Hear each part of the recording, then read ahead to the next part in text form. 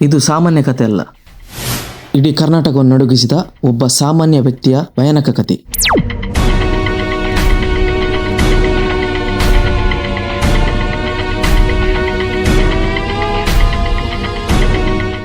ದಕ್ಷಿಣ ಕನ್ನಡದ ಬಂಟ್ವಾಳದ ಆ ಪ್ರಾಥಮಿಕ ಶಾಲೆಗೆ ಆತ ಕೇವಲ ಒಬ್ಬ ದೈಹಿಕ ಶಿಕ್ಷಕ ಮಾತ್ರ ಆಗಿರಲಿಲ್ಲ. ಎಲ್ಲರ ಪಾಲಿಗೆ ಆತ ಮೋಹನ್ ಮಾಸ್ಟರ್. ಆದರೆ ಆ ಶಾಂತ ಮುಖದ ಹಿಂದೆ ಅಡಗಿತ್ತು ಒಬ್ಬ ಕ್ರೂರ ಸರಣಿ ಹಂತಕನ ಮುಖವಾಡ. ಪ್ರೀತಿಯ ಮಾತುಗಳಿಂದ ನಂಬಿ ಗಳಿಸಿದ, ಮದುವೆಯ ಕನಸು ತೋರಿಸಿದ್ದ. ಅವನ ಹೆಸರೇ ಮೋಹನ್ ಕುಮಾರ್, ಯಾನೆ ಸೈನೇಡ್ ಮೋಹನ್.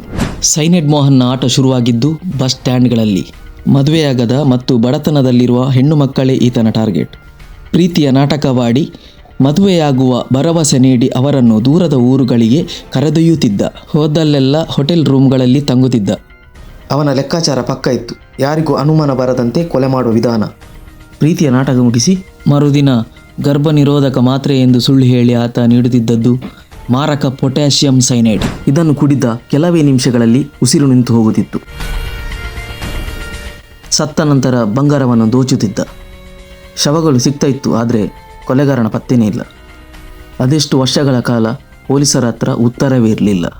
ಆದರೆ ಅವನ ಪಾಪದ ಕೊಡ ತುಂಬಿತ್ತು. 2009ರಲ್ಲಿ ಅನಿತಾ ಎಂಬ ಹುಡುಗಿಯ ನಾಪತ್ತೆ ಪ್ರಕರಣ ಪೊಲೀಸರನ್ನು ಮೋಹನ್ ಹತ್ಯೆ ಕರೆದೊಯ್ಯಿತು.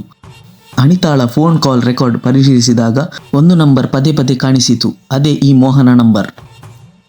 ಅವನು ಮಾಡಿದ ಒಂದು ಸಣ್ಣ ತಪ್ಪಿನಿಂದ ಅವನ ಮುಖವಾಡ ಕಳಚಿಬಿತ್ತು.